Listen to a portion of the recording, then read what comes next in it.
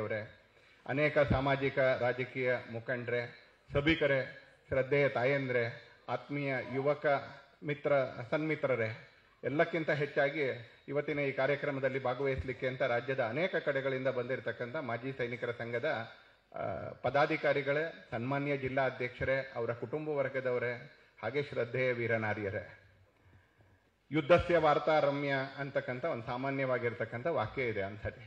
ಯುದ್ಧದ ಕತೆ ಯಾವಾಗಲೂ ಕೇಳಕ್ಕೆ ಬಹಳ ಚೆನ್ನಾಗಿರುತ್ತೆ ಅಂತ. ದೂರದಲ್ಲೆಲ್ಲೋ ಯುದ್ಧ ನಡೀತಾ ಇರುತ್ತೆ, ನಮ್ಗೆ ಅದರದ್ದೇನು ಸಂಬಂಧ ಇರೋದಿಲ್ಲ. ಇವತ್ತು ಟಿವಿ ಮತ್ತು ಸೋಷಿಯಲ್ ಮೀಡಿಯಾದ ಯುಗದಲ್ಲಿ ನಮ್ಮನ್ನು ಅದನ್ನು ಗ್ರಾಫಿಕ್ಸ್ನಲ್ಲಿ ಆರ್ಟಿಫಿಷಿಯಲ್ ಇಂಟೆಲಿಜೆನ್ಸ್ ಮುಖಾಂತರ ತುಂಬ ಚೆನ್ನಾಗಿ ಯಾವ ನೋವು ನಮಗಿಲ್ದೆ, ಯಾವ ಏಟು ನಮಗಿಲ್ದೆ, ಪೆಟ್ಟು ನಮಗಿಲ್ದೆ, ಯಾವ ಬೆವರು ಹರಿಸ್ಬೇಕಾಗಿಲ್ದೆ ನಾವು ಆ ಯುದ್ಧದ ಅನುಭವವನ್ನು ಅದನ್ನು ನೋಡ್ತಾನೆ ತಗೊಳ್ಳುವಂಥ ಕಾಲ ಇದು. ಯಾವಾಗಲೂ ಹಾಗೆ ದೂರದಲ್ಲೆಲ್ಲೋ ಯುದ್ಧ ನಡೀತಾ ಇದ್ರೆ ಇಲ್ಲಿ ಕೂತ್ಕೊಂಡಿರೋರಿಗೆ ಅದೊಂದು ರಮ್ಯವಾಗಿರ್ತಕ್ಕಂಥ ಕತೆ ಅಂತಾರೆ. ಜೈ ಜಯಕಾರ ಹಾಕ್ತೀವಿ, ನಾವು ಶ್ರದ್ಧಾಂಜಲಿ ಸಮರ್ಪಣೆ ಮಾಡ್ತೀವಿ, ಗೌರವ ಸಮರ್ಪಣೆ ಮಾಡ್ತೀವಿ. ಮಾಜಿ ಸೈನಿಕರ ಸಂಘದ ಗೌರವ ಅಧ್ಯಕ್ಷರಾಗಿರ್ತಕ್ಕಂಥ ಶಿವಣ್ಣ ಅವರು ಹೇಳಿದಾಗೆ ಸನ್ಮಾನ ತುಂಬ ನಡೆಯುತ್ತೆ ಅಂದ, ಆದರೆ ಸನ್ಮಾನಕ್ಕೆ ಯಾವುದೇ ಬೆಲೆನೇ ಇಲ್ಲ. ಯಾಕಂದರೆ ಆ ಸನ್ಮಾನದಿಂದ ಯಾವ ಬೆಲೆನೂ ಇಲ್ಲ, ಸನ್ಮಾನದಿಂದ ಯಾವ ಭಾವನೆಯೂ ಇಲ್ಲ, ಆ ಸನ್ಮಾನದಿಂದ ಅವರ ಹಕ್ಕುಗಳ ಯಾವ ಪಾಲನೆಯೂ ಇಲ್ಲ. ಸನ್ಮಾನ ಮಾತ್ರ ಪ್ರತಿ ವರ್ಷ ಶಾಲೆ ಹಾಕೋದ್ರ ಮುಖಾಂತರ ನಡೀತಾನೆ ಇರುತ್ತೆ. ಯುದ್ಧಸ್ಯ ವಾರ್ತಾರಮ್ಯ ಇಲ್ಲ ಸೇರಿರ್ತಕ್ಕಂಥ ಉಳಿದೆಲ್ಲ ನಾಗರಿಕರು ಯಾರಿದ್ದೀರಿ ಮತ್ತು ಉಳಿದೆಲ್ಲ ಸಾಮಾಜಿಕ ಮತ್ತು ರಾಜಕೀಯ ಮುಖಂಡರು ಯಾರಿದ್ದೀರಿ ಅವರನ್ನು ಉದ್ದೇಶಿಸಿ ನನ್ನನ್ನು ಸೇರಿಸ್ಕೊಂಡು ಹೇಳ್ತಾ ಇದ್ದೀರಿ. ನಮ್ಮೆಲ್ಲರಿಗೂ ಅದೊಂದು ಸುಂದರವಾಗಿರ್ತಕ್ಕಂಥ ಕಥಾನಕ. ಆದರೆ 18 ವರ್ಷದ ಪ್ರಾಂಜಲ್ MRPLನಲ್ಲಿ ಹಾಗೆ ಮುಂದುವರಿಬೋದಾಗಿತ್ತು. ತಂದೆ MRPLನಲ್ಲೇ ಅಲ್ಲಿ ಅತ್ಯಂತ ಉನ್ನತವಾಗಿರ್ತಕ್ಕಂಥ ಹುದ್ದೆಯಲ್ಲಿ ಇದ್ರು ಅಂತಲ್ಲಿ. ಮನಸ್ಸಿನಲ್ಲಿ ಇದ್ದಿದ್ದು ಆ ಸಂದರ್ಭದ ಮಾಧ್ಯಮಗಳನ್ನ ಅವ್ರ ಮಾತುಗಳನ್ನ ಕೇಳಿದಾಗ ನಮಗೆ ಅನ್ಸುತ್ತೆ ಒಂದ್ಸಲಿ ಮನಸ್ಸಿನಲ್ಲಿ ಇದ್ದಂಥದ್ದು ಅದಮ್ಯವಾಗಿರ್ತಕ್ಕಂಥ ಇಚ್ಛಾಶಕ್ತಿ. ನಾನು ಸೇನೆ ಸೇರಬೇಕು, ನನ್ನ ದೇಶದ ಕೆಲಸ ಮಾಡಬೇಕು ಅಂತ. ಉಳಿದವ್ರಿಗೆಲ್ರಿಗೂ ಇಂಜಿನಿಯರ್ ಆಗಬೇಕು, ಒಳ್ಳೆ ಸಂಬಳದ ಕೆಲಸ ಸಿಗಬೇಕು, ಮದುವೆ ಆಗಬೇಕು, ಮಕ್ಕಳಾಗಬೇಕು, ಮನೆ ಕಟ್ಟಬೇಕು, ಮಕ್ಕಳು ಮದುವೆ ಮಾಡಬೇಕು, ಮೊಮ್ಮಕ್ಕಳನ್ನ ನಡೆಸಬೇಕು, ಇದೇ ಥರದ ಭಾವನೆಗಳು ಅತ್ಯಂತ ಸಹಜವಾಗಿದ್ದರೆ ಪ್ರಾಂಜಲ್ಗೆ ಅನ್ಸುತ್ತೆ ನಾನು ಸೇನೆ ಸೇರಬೇಕು, ದೇಶಕ್ಕೆ ಒಂದು ಅಸ್ಥಿರವಾಗಿರ್ತಕ್ಕಂಥ ಬದುಕು ಅಂದ ಅವನ. ಯಾವ ಕಾರಣಕ್ಕೂ ಕೂಡ ಮುಂದೇನು ಅಂತ ಗೊತ್ತಿಲ್ಲದೆ ಇರತಕ್ಕಂಥ ಬದುಕು. ಬರೀ ಸೈನಿಕರ ಮಾತ್ರ ಅಲ್ಲ, ನಾನು ಪೊಲೀಸ್ ಇಲಾಖೆಯವ್ರ ಬಗ್ಗೆ ಕೂಡ ಅದೇ ಥರ ಹೇಳಿದ್ದೀನಿ. ತುಂಬ ಕೇವಲವಾಗಿ ಮಾತಾಡ್ತೀವಿ ನಾವು ಅನೇಕ ಸಲ ಪೊಲೀಸ್ ಇಲಾಖೆಯ ಬಗ್ಗೆ. ಆದರೆ ಪ್ರತಿ ವರ್ಷ ನಮ್ಮ ದೇಶದಲ್ಲಿ ಕನಿಷ್ಠ 1000 ಜನ ಪೊಲೀಸರಾದರೂ ಹುತಾತ್ಮರಾಗ್ತಾರೆ, ದೇಶದ ಕೆಲಸದಲ್ಲಿ ಹುತಾತ್ಮರಾಗ್ತಾರೆ. ಸನ್ಮಾನ್ಯ ನರೇಂದ್ರ ಮೋದಿ ಅವರು ಆ ಕಾರಣಕ್ಕೆ ದೇಶದ ಎಲ್ಲ ಕಡೆ ವಾರ್ ಮೆಮೋರಿಯಲ್ ಇರಬೇಕಾದ್ರೆ ದಿಲ್ಲಿಯಲ್ಲಿ ಮೊದಲನೇ ಬಾರಿಗೆ ಪೊಲೀಸ್ ಮೆಮೋರಿಯಲ್ ಕೂಡ ಮಾಡಿದ್ರು. ಯಾಕಂದ್ರೆ ಛತ್ತೀಸ್ಗಢದ ಕಾಡ್ನಲ್ಲಿ, ಛತ್ತೀಸ್ಗಢದ ಬಸ್ತರ್ನಲ್ಲಿ, ಛತ್ತೀಸ್ಗಢದ ಕಾಂಕೇರ್ನಲ್ಲಿ, ಛತ್ತೀಸ್ಗಢದ ಜಗದಾಳ್ಪುರದಲ್ಲಿ, ಛತ್ತೀಸ್ಗಢದ ಅಬುಜ್ಮಾರ್ನಲ್ಲಿ ಅಲ್ಲೂ ಪ್ರಾಣಾರ್ಪಣೆ ಮಾಡ್ತಕ್ಕಂಥದ್ದು ಕೇಂದ್ರೀಯ ಸಶಸ್ತ್ರ ದಳದ ಅಲ್ಲಿಯ ಪೊಲೀಸ್ನವರು ಅವರು. ಹಾಗೆ ದೇಶಕ್ಕೋಸ್ಕರ ಬಲಿದಾನ ಮಾಡ್ತಕ್ಕಂಥ ಸೈನಿಕರು ಇರ್ಬೋದು, ದೇಶಕ್ಕೋಸ್ಕರ ಬದುಕ್ತಕ್ಕಂಥ ಬಾಳ್ತಕ್ಕಂಥ ಬಲಿದಾನ ಆಗ್ತಕ್ಕಂಥ ಪೊಲೀಸರು ಇರ್ಬೋದು, ಅವ್ರ ಮನಸ್ಸಿನಲ್ಲಿ ದೇಶದ ಕೆಲಸ ಮಾಡಬೇಕು ಅಂತಕ್ಕಂಥ ಒಂದು ಅದಮ್ಯವಾಗಿರ್ತಕ್ಕಂಥ ಇಚ್ಛೆ ಇರುತ್ತೆ. ಆ ಇಚ್ಛೆ ಏನು ಅಂತ ತಿಳ್ಕೊಳ್ಬೇಕು ಅಂತ ಹೇಳಿದ್ರೆ ನಾನು ಇಲ್ಲಿರೋರ್ಗೆಲ್ರಿಗೂ ಹೇಳ್ತೀನಿ, ಯಾವ ಪುಸ್ತಕ ಓದಿದ್ರು ಗೊತ್ತಾಗಿಲ್ಲ, ಅವ್ರ ಮನೆಗೆ ಒಂದು 4-6 ಸಲ ಹೋಗಿ ಬರಬೇಕು. ಆ ಥರದ ವ್ಯಕ್ತಿಗಳನ್ನ ಒಂದ್ಸಲಿ 4-6 ಸಲ ಭೇಟಿ ಆಗಿ ಬರಬೇಕು.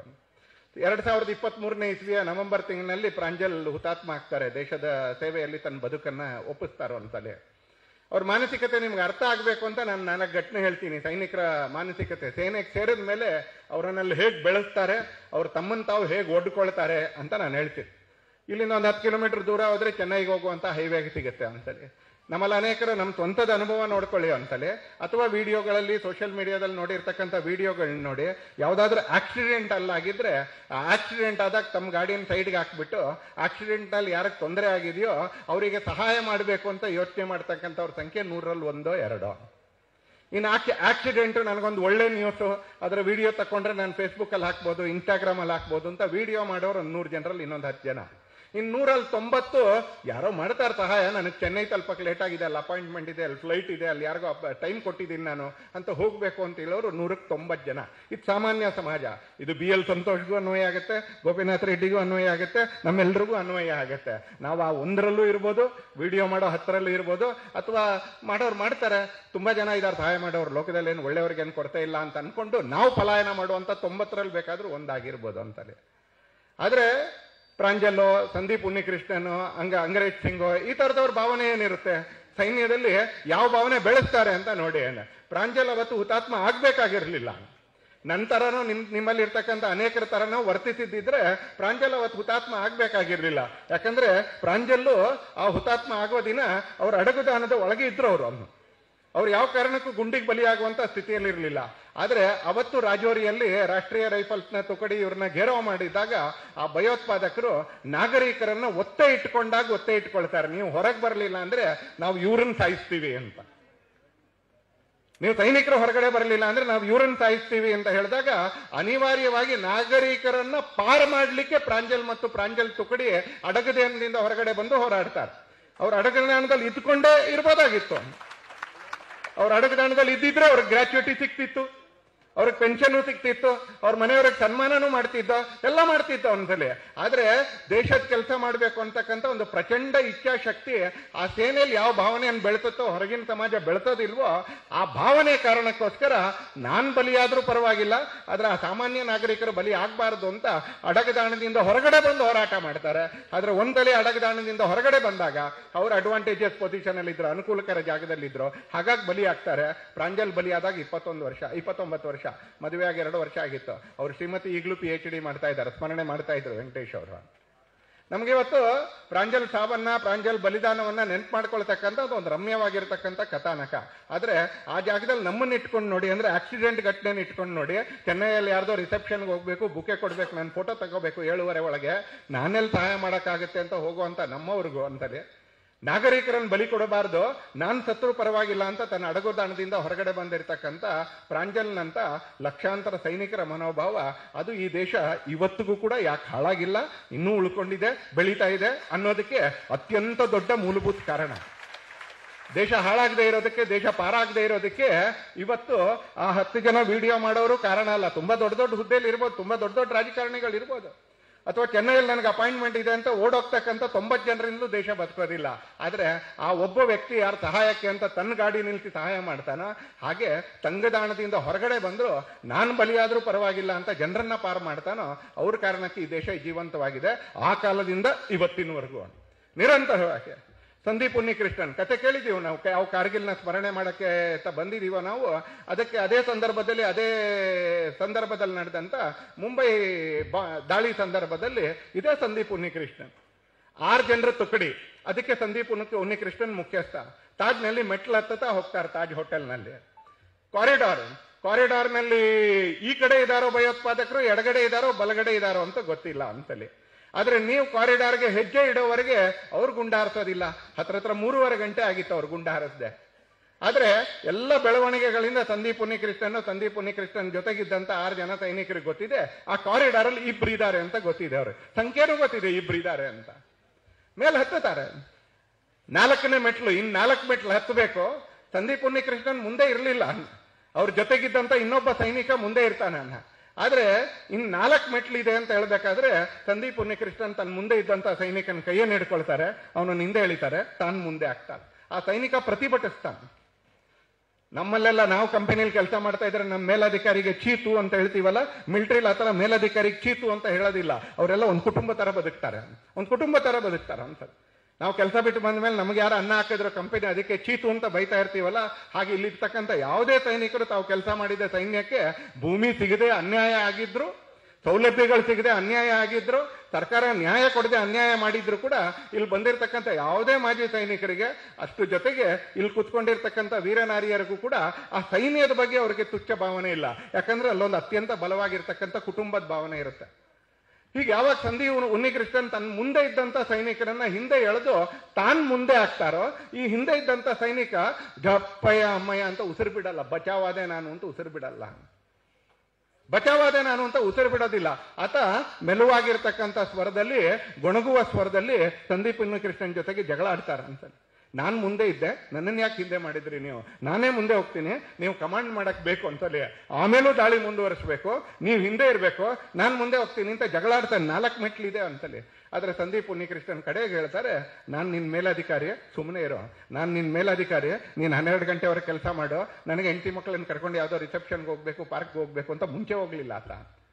ನಾನು ಮೇಲಧಿಕಾರಿ, ನಾನು 5 ಗಂಟೆಗೆ ಹೋಗ್ತೀನಿ, ನೀನು 10 ಗಂಟೆವರೆಗೆ ಕೆಲಸ ಮಾಡು ಅಂತ ಹೇಳಿಲ್ಲ. ನಾನು ಮೇಲಧಿಕಾರಿ, ಬಲಿ ಆಗಕ್ ನಾನು ಮೊದಲನೇ ಹೆಜ್ಜೆ ಇಡ್ತೀನಿ, ನನ್ನ ಹಿಂದೆ ಇಡು ಅಂತ ಹೇಳ್ದ. ಇದು ಸೈನ್ಯದಲ್ಲಿರ್ತಕ್ಕಂಥ ಮಾನಸಿಕ. ಆಮೇಲೆ ಏನಾಯ್ತು, ಆಮೇಲೆ ನಡೆದಿರ್ತಕ್ಕಂಥದ್ದು ಇತಿಹಾಸ ನಮ್ಮೆಲ್ರಿಗೂ ಚೆನ್ನಾಗಿ ಗೊತ್ತಿದೆ ಅಂತಲೇ.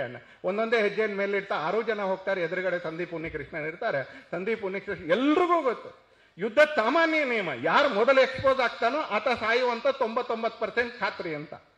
ಎಕ್ಸ್ಪೋಸ್ ಯಾರಾಗಬೇಕು, ಸಾಮಾನ್ಯ ಮಾನಸಿಕತೆ ಹೇಳುತ್ತೆ ಎಕ್ಸ್ಪೋಸ್ ಬೇರೆಯವರನ್ನು ಮಾಡಬೇಕು ಅಂತ ಹೇಳಿದ್ರೆ, ಈ ದೇಶದ ಸೈನಿಕರು ಹೇಳ್ತಾರೆ ಎಕ್ಸ್ಪೋಸ್ ಮೊದಲು ನಾವು ಆಗ್ತೀವಿ ಅಂತ. ಮೊದಲನೇ ಹೆಜ್ಜೆ ಸಂದೀಪ್ ಉನ್ನಿಕೃಷ್ಣನ್ ಇಡ್ತಾರೆ, ಬಲಗಡೆಯಿಂದ ಗುಂಡು ಬಡಿಯುತ್ತೆ ಅವ್ರಿಗೆ. ಉಳಿದ 5 ಜನರಿಗೆ ಗೊತ್ತಾಗುತ್ತೆ ಭಯೋತ್ಪಾದಕರು ಬಲಗಡೆ ಇದ್ದಾರೆ. ಉಳಿದ 5 ಜನರಿಗೆ ಗೊತ್ತಾಗುತ್ತೆ ಭಯೋತ್ಪಾದಕರು ಬಲಗಡೆ ಇದ್ದಾರೆ ಅಂತ. ಅದಾಗಿ 8 ನಿಮಿಷದೊಳಗೆ ಆ ಕಾರಿಡಾರ್ ಅನ್ನು ಕ್ಲಿಯರ್ ಮಾಡ್ತಾರೆ ಸೈನಿಕರು. ಯಾಕಂದ್ರೆ ಒಬ್ಬ ಸೈನಿಕನನ್ನು ಕಳ್ಕೊಂಡಾಗ ಅವ್ರು ತಮ್ಮನ್ನು ಎಕ್ಸ್ಪೋಸ್ ಮಾಡ್ಕೊಂಡ್ರು. ಅವ್ರು ತಮ್ಮನ್ನು ಎಕ್ಸ್ಪೋಸ್ ಮಾಡ್ಕೊಂಡ ಮೇಲೆ ನಮ್ಮ 5 ಸೈನಿಕರು ಆ ಪಾಕಿಸ್ತಾನದ ಭಯೋತ್ಪಾದಕರಿಗಿಂತ 1000 ಪಾಲು ಪರಿಣತರು. ಅವರನ್ನು ಒಂದು 8-9 ನಿಮಿಷದಲ್ಲಿ ಅವ್ರನ್ನ ನ್ಯೂಟ್ರಲೈಸ್ ಮಾಡುವಂತ ಕೆಲಸ ಮಾಡ್ತಾರೆ. ಯಾವ ಭಾವನೆ ಸಂದೀಪ್ ಉನ್ನಿಕೃಷ್ಣನ್ದು. ಆ ಸಂದೀಪ್ ಉನ್ನಿಕೃಷ್ಣನ್ ಜಾಗದಲ್ಲಿ ಸಾಮಾನ್ಯ ದಿನದಲ್ಲಿ ನಾವು ನಡೆಸ್ತಕ್ಕಂಥ ಸಾಮಾನ್ಯ, ನಾನು ಬಹಳ ದೊಡ್ಡ ಬಲಿದಾನ, ರಕ್ತ ಹರಿಸ್ಬೇಕು ಅಥವಾ ರಕ್ತ ಹರಿತಾ ಇರೋ ಜಾಗದಲ್ಲಿ ಹೋಗಿ ತಗೊಂಡು ಆಸ್ಪತ್ರೆಗೆ ಸೇರಿಸ್ಬೇಕು ಅಂತ ಹೇಳೋದಿಲ್ಲ. ವಾಟರ್ ಬಾಟಲಲ್ಲಿ ನೀರು ಕುಡಿದು ಅದನ್ನ ಕಸದ ಪೆಟ್ಟಿಗೆಗೆ ಹಾಕಕ್ಕೆ ಅಯ್ಯೋ ಅಲ್ಲಿವರೆಗೆ ಯಾರು ನಡೀತಾರೆ ಅಂತ ಅಲ್ಲೇ ಹಾಕ್ತೀವಿ. ಅಲ್ಲೇ ಹಾಕ್ತೀವಿ. ತಿಂದು ಗುಟ್ಕ ಎಲ್ಲಿ ಉಗಿಬೇಕು ಅಲ್ಲಿ ಉಗಿಬೇಕು ಅನ್ನೋದಕ್ಕೆ ಯಾರು 8 ಹೆಜ್ಜೆ ನಡ್ಕೊಂಡು ಹೋಗ್ತಾರೆ ಬೇಲಿ ಹತ್ರದವರೆಗೆ ಅಂತ ಎಲ್ಲಿ ಹೋಗ್ತಾ ಇದೀವಿ ಅಲ್ಲೇ ಉಗಿತೀವಿ. ಯಾವ ಟ್ರಾಫಿಕ್ ಹತ್ರ ಹೋಗಿ ಕಾರಿನ ಬಾಗಿಲು ತೆಗೆದುಬಿಟ್ಟು ಅಲ್ಲೇ ಗುಟ್ಕ ಓದೋರು ಕಾಣಿಸ್ತಾ ಇರ್ಬೇಕಾದ್ರೆ ಅಂಥವ್ರೆಲ್ಲಿ, ಸಂದೀಪ್ ಉನ್ನಿಕೃಷ್ಣನಲ್ಲಿ ನಾವೇ ಯೋಚನೆ ಮಾಡಿ ಅಂತಲೇ. ಯಾಕಂದ್ರೆ ಇವತ್ತು ದೇಶಕ್ಕೆ ಬಲಿದಾನ ಮಾಡಕ್ ತುಂಬಾ ಅವಕಾಶ ಇಲ್ಲ, ಆದ್ರೆ ದೇಶಕ್ಕೆ ಸಮಾಜಕ್ಕೆ ಬದುಕಕ್ಕೆ ತುಂಬಾ ಅವಕಾಶ ಇದೆ. ಆ ಬದುಕೋದ್ರಲ್ಲೂ ಅನೇಕ ಸಲ ವಂಚನೆ ಮಾಡ್ತಾ ಇರುವಂತ ನಮ್ಮಂತವರಿಗೆ ಪ್ರಾಂಜಲ್ ಅಂತವರು, ಸಂದೀಪ್ ಉನ್ನಿಕೃಷ್ಣನ್ ಅಂತವರು ಸದಾಕಾಲಕ್ಕೂ ಕೂಡ ಆದರ್ಶ. ಕಾರ್ಗಿಲ್ ಯುದ್ಧದಲ್ಲಿ ಅಟಲ್ ಜಿ ಅವರು ಶ್ರೀನಗರದ ಹಾಸ್ಪಿಟಲ್ನಲ್ಲಿ ಗಾಯಗೊಂಡಿರ್ತಕ್ಕಂಥ ಸೈನಿಕರನ್ನು ಭೇಟಿಯಾಗಕ್ಕೆ ಅಂತ 2ನೇ ಸಲ ಹೋಗ್ತಾರೆ. 1ನೇ ಸಲ ಕಾರ್ಗಿಲ್ ಹತ್ರಕ್ಕೆ ಹೋಗಿದ್ರು. ಅವ್ರಿಗೆ ಅಲ್ಲಿ ಸೈನಿಕರನ್ನ ಉದ್ದೇಶಿಸಿ ಮಾತಾಡ್ತಿದ್ರು. ಅಲ್ಲಿಂದ 3 ಕಿಲೋಮೀಟರ್ ದೂರದಲ್ಲಿ ಶೆಲ್ಗಳು ಬೀಳ್ತಾ ಇತ್ತು ಪಾಕಿಸ್ತಾನದ ಸೈನ್ಯ. ಅದಾಗ ಒಂದು 15-20 ದಿನದ ನಂತರ ಶ್ರೀನಗರದ ಆಸ್ಪತ್ರೆಗೆ ಹೋಗ್ತಾರೆ. ಅಲ್ಲೊಬ್ಬ ಅಂಗ್ರೇಜ್ ಸಿಂಗ್ ಅಂತ ಒಬ್ಬ ಸೈನಿಕ. ಒಂದ್ಸಲ ಹೇಳಿ ನೋಡೋಣ. ಎಲ್ಲರೂ ಹೇಳಲಿಲ್ಲ, ಹೇಳಿ ಒಂದ್ ಸ್ವಲ್ಪ. ಹಿಂದೆ ಇರೋ ಮಕ್ಕಳು ಹೇಳಿ ಒಂದ್ಸಲ ನೋಡೋಣ. ಯಾಕಂದ್ರೆ ನನಗೆ ಅತ್ಯಂತ ಆತ್ಮೀಯ ಮಿತ್ರರು ಅಂದ್ರೆ ನೀವೇ ವಯಸ್ಸಾದವ್ರಿಗಿಂತ. ಒಂದ್ಸಲಿ ಅಂಗ್ರೇಜ್ ಸಿಂಗ್ ಹೆಸರು ಹೇಳಿ. ನಾನು ಮೊದಲನೇ ಸೈನಿಕರ ಹೆಸರು ಹೇಳಿದೆ. ಏನ್ ಹೆಸರು? ಅವ್ರ ತಂದೆ ಈ ವೇದಿಕೆಯಲ್ಲಿದ್ದಾರೆ. ಏನ್ ಹೆಸರು? ನನಗೆ ಹಿಂದ್ಗಡೆ ಸ್ವರ ಜಾಸ್ತಿ ಬರಬೇಕು ಒಂದ್ಸಲಿ, ಸಣ್ಣ ವಯಸ್ಸಿನವ್ರದ್ದು. ಆ ಮೊದಲನೇ ಹೆಸರೇನು? ನಾನು ಇನ್ನೊಂದ್ಸಲಿ ರಿಪೀಟ್ ಮಾಡ್ತೀನಿ. Captain MV Pranjal. ಹೇಳಿ ಒಂದ್ಸಲಿ. ಭಾರತ್ ಮಾತಾ ಕಿ ಜೈ ಎಷ್ಟು ಜೋರಾಗಿ ಕೂಗಿದ್ರಲ್ಲ, ಅದಕ್ಕಿಂತ ಜೋರಾಗಿ ಕೂಗಿ, ಅದಕ್ಕಿಂತ ಜಾಸ್ತಿ ಪುಣ್ಯ ಬರುತ್ತಿದ್ರಲ್ಲಿ. ಇನ್ನೊಂದ್ಸಲಿ ಹೆಸರು ಹೇಳಿ. 2ನೇ ಹೆಸರು ಯಾವ್ದು ಹೇಳಿದೆ? ಸಂದೀಪ್ ಉನ್ನಿಕೃಷ್ಣನ್. ಹೇಳಿ ಒಂದ್ಸಲಿ. ಬರಲ್ಲ ಸ್ವರ, ಹಿಂದ್ಗಡೆ ಸ್ವರ ಬರ್ತಾ ಇಲ್ಲ. 3ನೇ ಹೆಸರು ಹೇಳ್ತಾ ಇದ್ದೀನಿ ನಾನು, ಅಂಗ್ರೇಜ್ ಸಿಂಗ್ ಅಂತ. ಹೇಳಿ ಇನ್ನೊಮ್ಮೆ ಹೇಳಿ. ಆತ ಹೇಳ್ತಾನೆ, ಅಟಲ್ ಜಿ ಅವ್ರಿಗೆ ಹೇಳ್ತಾ. ಅಟಲ್ ಜಿ ಅವರು ಅವ್ನ ಗಾಯ ಆಗಿ ಶ್ರೀನಗರದ ಆಸ್ಪತ್ರೆಯಲ್ಲಿ ಮಲ್ಕೊಂಡಿದ್ದಾನೆ. ಅಟಲ್ ಜಿ ಅವ್ರಿಗೆ ಹೇಳ್ತಾನೆ ಆತ, ಅಂಗ್ರೇಜ್ ಸಿಂಗ್, ಅಟಲ್ ಜಿ ನೀವು ಬಂದಿದ್ದೀರಿ, ಬಹಳ ಸಂತೋಷ ಆಯ್ತು, ನಮ್ಮನ್ನು ನೋಡಕ್ ಪ್ರಧಾನ ಮಂತ್ರಿಗಳು ಬಂದಿದ್ದೀರಿ. ಅವ್ರಿಗೆ ಸ್ವಲ್ಪ 2 ವಿಷಯ ಹೇಳ್ತಾನೆ. ಅವ್ರಿಗೆ ಯಾವ್ದಾದ್ರು ಒಳ್ಳೆ ಔಷಧಿ ಕೊಡಕ್ಕೆ ಹೇಳಿ, ನನಗೆ ಮತ್ತೆ ಯುದ್ಧ ರಂಗಕ್ಕೆ ಹೋಗ್ಬೇಕಾಗಿದೆ. ಯಾವ್ದಾದ್ರು ಒಳ್ಳೆ ಔಷಧಿ, ನಿಧಾನಕ್ಕೆ ವಾಸಿಯಾಗೋ ಔಷಧಿ ಕೊಡ್ತಾ ಇದ್ದಾರೆ ಅವರು. ಯಾವ್ದಾದ್ರು ಒಳ್ಳೆ ಔಷಧಿ ಕೊಡಕ್ಕೆ ಹೇಳಿ, ನಾನು ಬೇಗ ಮತ್ತೆ ಯುದ್ಧಕ್ಕೆ ಹೋಗ್ಬೇಕು. ಇದು ಯಾವ್ದು ಕತೆ ಅಲ್ಲ, ಇದು ದಂತಕತೆ ಅಲ್ಲ, ಫೇರಿ ಟೈಲ್ಸ್ ಅಲ್ಲ ನಾನು ಹೇಳ್ತಾ ಇರೋದು. ಆ ರಾಜ್ಕುಮಾರ, ಈ ರಾಜ್ಕುಮಾರಿ, ಆ ರಾಜ್ಕುಮಾರಿ ಜೀವ ಆ ದ್ವೀಪದಲ್ಲಿ ಇತ್ತು, ಅದನ್ನ ತಗೊಂಬರಕ್ ರಾಕ್ಷಸ ಬಂದ, ಆ ಯಾವುದೇ ಕತೆ ಹೇಳ್ತಾ ಇಲ್ಲ ಫೇರಿ ಟೈಲ್. ನಿಮ್ಮ ಜೀವನ ಕಾಲದಲ್ಲಿ ಒಂದು 10 ವರ್ಷ, 15 ವರ್ಷ, 20 ವರ್ಷಗಳ ಮುಂಚೆ ನಾವು ಎಲ್ಲೋ ಇರ್ತಕ್ಕಂಥ ಊರಿನ ಆಸ್ಪತ್ರೆಯಲ್ಲಿ ನಡೆದಿರ್ತಕ್ಕಂಥ ಘಟನೆ. ಅಟಲ್ ಜಿ ಅವ್ರ ಕಣ್ಣಲ್ಲಿ ನೀರು ಬರುತ್ತೆ, ಸುಮ್ಮನೆ ನಿಂತ್ಕೊಳ್ತಾರೆ. 2ನೇ ವಾಕ್ಯ ಹೇಳ್ತಾನೆ, ಅಟಲ್ ಜಿ ನೀವು ದಿಲ್ಲಿಗೆ ಹೋದ್ಮೇಲೆ ಇಡೀ ದೇಶಕ್ಕೆ ಸಾರ ಹೇಳಬೇಕು. 2ನೇ ವಾಕ್ಯ ಹೇಳ್ತಾನೆ, ಇಡೀ ದೇಶಕ್ಕೆ ಸಾರ ಹೇಳಬೇಕು ನೀವು ಅಟಲ್ ಜಿ. ನಮ್ಮ ದೇಶದ ಕಾರ್ಗಿಲ್ ಯುದ್ಧದ ಸಂದರ್ಭದಲ್ಲಿ ಅಂಗ್ರೇಜ್ ಸಿಂಗ್ ಒಬ್ಬ ಸಾಮಾನ್ಯ ಸೈನಿಕ, ಒಬ್ಬ ಸಿಪಾಯಿ ಅವನು. ಆತ ಹೇಳ್ತಾನೆ, ಅಟಲ್ ಜಿ ಇಡೀ ದೇಶಕ್ಕೆ ನೀವು ಸಾರ ಹೇಳಬೇಕು, ನಮ್ಮ ದೇಶದ ಯಾವುದೇ ಸೈನಿಕನ ಬೆನ್ನಲ್ಲಿ ಗುಂಡು ಸಿಗಲಿಲ್ಲ, ಎಲ್ರದ್ದು ಯಾರು ಬಿದ್ದಿದಾರೋ ಅವ್ರು ಎದೆಲೇ ಗುಂಡು ಸಿಕ್ಕಿದ್ದು ಅಂತ ದೇಶಕ್ಕೆ ಸಾರ ಹೇಳಿ ಅಂತ. ನಾನು ಇನ್ನೊಂದ್ಸಲಿ ರಿಪೀಟ್ ಮಾಡ್ತೀನಿ, ಯಾಕಂದ್ರೆ ಬೆಂಗಳೂರಿನಲ್ಲಿ ಸ್ವಲ್ಪ ಕನ್ನಡ ಬೇಗ ಅರ್ಥ ಆಗೋದು ಬಹಳ ಕಷ್ಟ, ಸರ್ಜಾಪುರದಲ್ಲೂ ಕೂಡ. ಅಟಲ್ ಜಿಗಾತ ಅಂಗ್ರೇಜ್ ಸಿಂಗ್ ಹೇಳ್ತಾನೆ, ನಮ್ಮ ದೇಶದ ಯಾವುದೇ ಸೈನಿಕನ ಬೆನ್ನಲ್ಲಿ ಗುಂಡು ಸಿಗಲಿಲ್ಲ, ಬಟ್ ಗುಂಡು ಸಿಕ್ಕಿದಲ್ಲ ಎದೆನಲ್ಲಿ ಅಂತ ದೇಶಕ್ಕೆ ಸಾರ ಹೇಳಿ ಅಟಲ್ ಜಿ, ಇದು ಭಾರತದ ಸೈನ್ಯ ಅಂತ ಹೇಳ್ತಾನೆ. ಬೆನ್ನಲ್ಲಿ ಯಾವಾಗ ಗುಂಡು ಸಿಗುತ್ತೆ ಅಂದ್ರೆ ಬೆನ್ನ ಓಡೋದ್ರೆ ಬೆನ್ನಲ್ಲಿ ಗುಂಡು ಸಿಗುತ್ತೆ ಅಂತ. ಆದ್ರೆ ನೀವು ಅಪಾಯವನ್ನ ಲೆಕ್ಕಿಸಿ ನೀವು ಯಾವಾಗ ಮುಂದೆ ಹೋಗ್ತೀರಿ ಅವಾಗ ಬೀಳೋ ಗುಂಡು ಅದು ನಮ್ಮ ಎದೆಗೋ ಹೊಟ್ಟೆಗೋ ಕೈಗೋ ಕಾಲಿಗೋ ಬೀಳುತ್ತೆ. ಆತ ಅಂಗ್ರೇಜ್ ಸಿಂಗ್ ಹೇಳ್ತಾನೆ, ಈ ತರ ಮಾಡಿ ಅಂತ ಹೇಳ್ತಾನೆ. ಕ್ಯಾಪ್ಟನ್ ವಿಕ್ರಮ್ ಬಾತ್ರಾ ನಮಗ್ ಗೊತ್ತಾಗಿದೆ ಒಂದ್ಸಲಿ ಸಾಯೋ ಅಂತಿಮ ಕ್ಷಣದಲ್ಲಿ ಆತ ಬರೀತಾನೆ, ಏ ದಿಲ್ ಮಾಂಗೆ ಮೋರ್ ಅಂತ ಬರೀತಾನ ಅಂತ. ಈ ಹೃದಯ ಇನ್ನಷ್ಟು ಕೇಳ್ತಾ ಇದೆ, ಇನ್ನಷ್ಟು ಬೇಡ್ತಾ ಇದೆ ಅಂತ, ಎ ದಿಲ್ ಮಾಂಗೆ ಮೋರ್ ಅಂತ ಹೇಳ್ತಾನ ಒಂದ್ಸಲಿ. ಈ ತರದ ವ್ಯಕ್ತಿಗಳ ಬದುಕು ಇವತ್ತು ನಮ್ಮ ಕಣ್ಣೆದುರಿಗೆ ಸಾಮಾನ್ಯ ಜನಜೀವನದಲ್ಲಿ ಸಾಮಾಜಿಕ ಜೀವನದಲ್ಲಿ ಕಣ್ಮರೆ ಆಗ್ತಾ ಇರತಕ್ಕಂಥ ದಿನಗಳಲ್ಲಿ. ಹೇಳಿದ್ರು, ಒಂದು ಶಬ್ದ ಪ್ರಯೋಗ ಮಾಡಿದ್ರು ಶಿವಣ್ಣವರಲ್ಲ ಜಯಣ್ಣವರು ಪ್ರಯೋಗ ಮಾಡಿದ್ರು ಅಂತ ಅನ್ಸುತ್ತೆ ನನಗೊಂದ್ಸಲಿ. ರೀಲ್ ಲೈಫು ಮತ್ತು ರಿಯಲ್ ಲೈಫು ಅಂತ ಅನ್ಸುತ್ತೆ. ಇವತ್ತು ನಿಜ ಜೀವನದ ಹೀರೋಗಳು ನಮಗ್ ಕಣ್ಣಿಗೂ ಕಾಣಿಸೋದಿಲ್ಲ. ಯಾವುದೋ ಗುಟ್ಕಾ ವ್ಯಾಪಾರಕ್ಕೆ ಅಡ್ವರ್ಟೈಸ್ಮೆಂಟ್ ಕೊಡ್ತಕ್ಕಂಥ, ಯಾವುದೋ ಸಿಗರೇಟಿಗೆ ಅಡ್ವರ್ಟೈಸ್ಮೆಂಟ್ ಕೊಡ್ತಕ್ಕಂಥ, ಯಾವುದೋ ಮಾದಕ ಪಾನೀಯಕ್ಕೆ ಅಡ್ವರ್ಟೈಸ್ಮೆಂಟ್ ಕೊಡ್ತಕ್ಕಂಥ ಕ್ರಿಕೆಟ್ ಆಟಗಾರರು ಇವತ್ತು ನಮ್ಮೆಲ್ಲ ಮಕ್ಕಳುಗಳಿಗೆ ಹೀರೋಗಳು. ನಡೆಸಬಾರ್ದಂಥ ಚಟುವಟಿಕೆಗಳನ್ನ, ಅನೈತಿಕ ಚಟುವಟಿಕೆಗಳನ್ನ ನಡೆಸ್ತಕ್ಕಂಥ ಸಿನಿಮಾದ ನಟ ಮತ್ತು ನಟಿಯರು ಯಾವುದೇ ಕಾಲೇಜ್ ಹಾಸ್ಟೆಲಲ್ಲಿ ಹೋಗಿ, ನೀವು ಹುಡುಗಿರ ಹಾಸ್ಟೆಲ್ಗೆ ಹೋದ್ರೆ ಹುಡುಗರ ಫೋಟೋಗಳಿರ್ತಾವೆ, ಹುಡುಗರ ಹಾಸ್ಟೆಲ್ಗೆ ಹೋದ್ರೆ ಆಕ್ಟ್ರೆಸ್ಗಳ ಫೋಟೋ ಇರ್ತಾವೆ. ಒಂದ್ಸಲಿ ಜೀವನದಲ್ಲಿ ಆ ಥರ ಬದುಕಬೇಕು ಅಂತಕ್ಕಂಥ ಒಂದಾದ್ರೂ ಗುಣ ಇರುತ್ತಾ ಅಂತ ಕೇಳಿದ್ರೆ, ಆ ಥರ ಬದುಕಬೇಕು ಅನ್ನುವಂಥ ಒಂದೇ ಒಂದು ಗುಣ ಇಲ್ಲದೆ ಇರತಕ್ಕಂಥವ್ರು ಇವತ್ತು ರೀಲ್ ಲೈಫ್ನ ಹೀರೋಗಳು.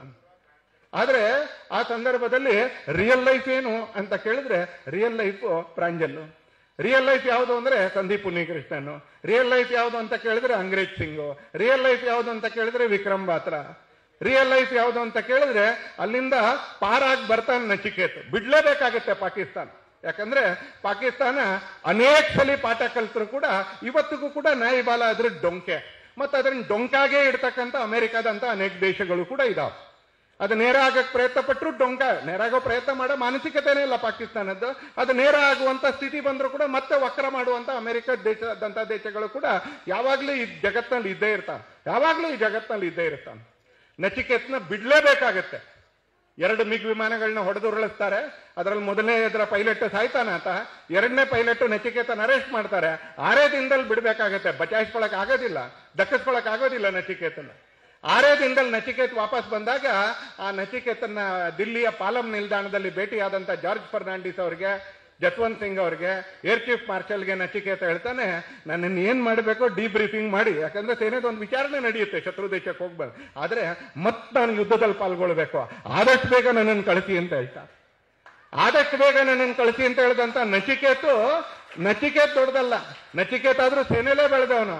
ಆದ್ರೆ ನಚಿಕೇತ್ನ ತಾಯಿ ಕಮಲೇಶ್ ಶರ್ಮಾ ಅಂತ, ಆ ನಚಿಕೇತ್ನ ತಾಯಿ ಹೇಳ್ತಾಳೆ, ನನಗೂ ಅದೇ ಇಚ್ಛೆ, ಇವನ್ 6 ದಿನ ವೇಸ್ಟ್ ಮಾಡಿಬಿಟ್ಟಿದ್ದಾನೆ, ಇವನನ್ನು ಬೇಗ ಸೈನ್ಯಕ್ಕೆ ಕಳಿಸಿ ಅಂತ ಹೇಳ್ತಾರಂತ.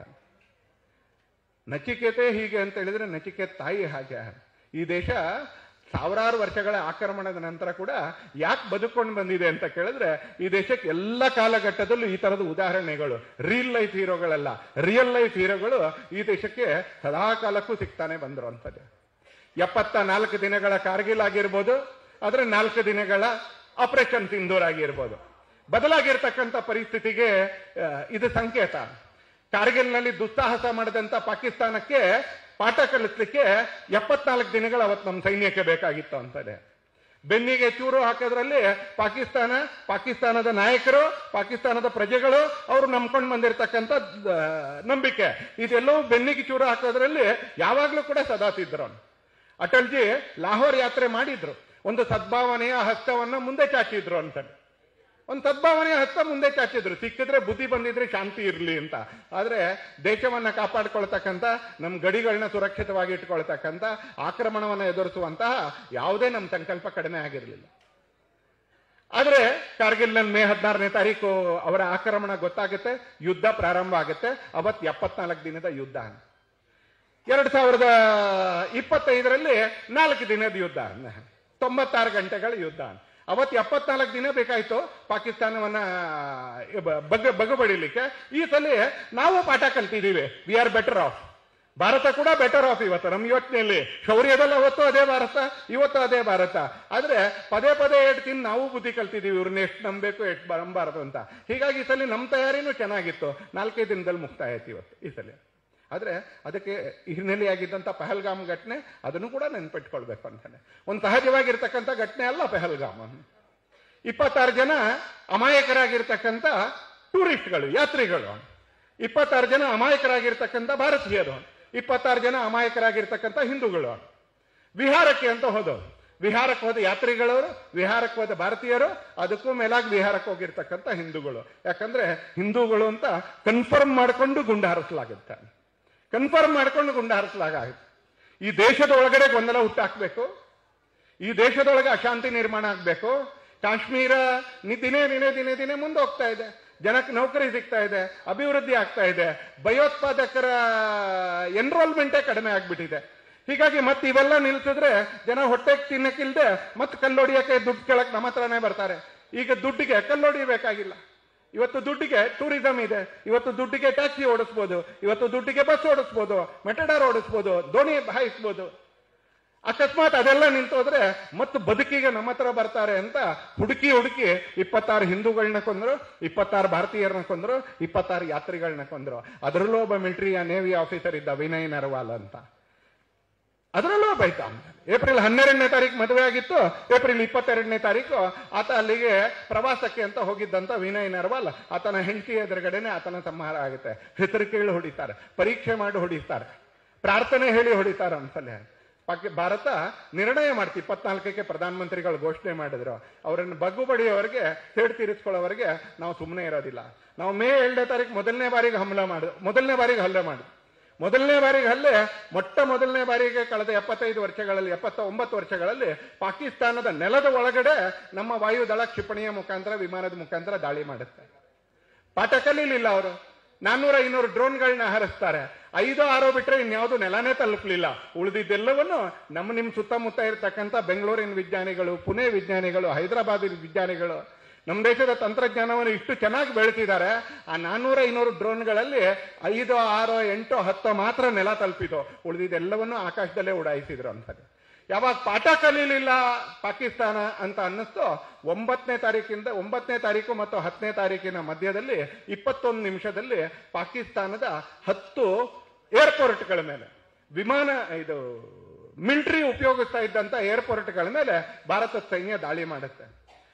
ನೋಡ್ಬೇಕು ಅಂತಾನೆ ಆ ಚಿತ್ರ. ನಮ್ಮ ದೇಶದ ಸೈನ್ಯದ ಬಗ್ಗೆ, ನಮ್ಮ ದೇಶದ ಕಮಾಂಡ್ ಸ್ಟ್ರಕ್ಚರ್ನ ಬಗ್ಗೆ, ನಮ್ಮ ದೇಶ ನಿರ್ಮಾಣ ಮಾಡ್ತಾ ಇರ್ತಕ್ಕಂಥ ತಂತ್ರಜ್ಞಾನದ ಬಗ್ಗೆ, ನಮ್ಮ ದೇಶದ ಈಗಿನ ರಾಜಕೀಯ ನೇತೃತ್ವದ ಬಗ್ಗೆ ಒಂದ್ಸಲ ಹೆಮ್ಮೆ ಹುಟ್ಟಿತ್ತು ಅಂತಾನೆ. ಯಾಕಂದ್ರೆ ಕೆಲಸ ಮಾಡೋವನಿಗೆ ಮಾಡಕ್ ಬಿಡ್ಬೇಕು ಅನ್ನೋದಕ್ಕೂ ಕೂಡ ಒಂದು ತಾಕತ್ ಬೇಕು ಅಂತಾರೆ.